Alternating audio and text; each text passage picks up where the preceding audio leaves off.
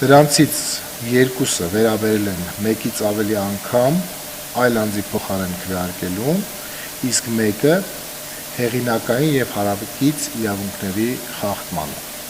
Մնացած 27 հանցագործության հատկանիշներ առերևույթ չպարունակող, սակայն ստուգման ենթակա այլ տեղեկությունները իրենց բնույթով մեծամասամբ վերաբերել են բնակարանում այլ անձանց հաշվառված լինելուն, ընտրացուցակում տվյալները ներառված չլինելուն,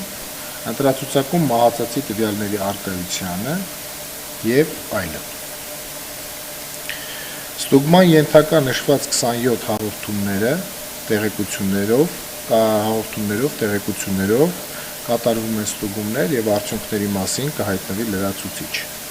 Նշեմ նաեւ, որ ստեղծված օպերատիվ շտաբի կողմից շարունակվելու են տեղեկատվական վերլուծական աշխատանքները, նաեւ հետընտրական ժամանակահատվածում եւ արդյունքների մասին կրկին լրացուցիչ արդեն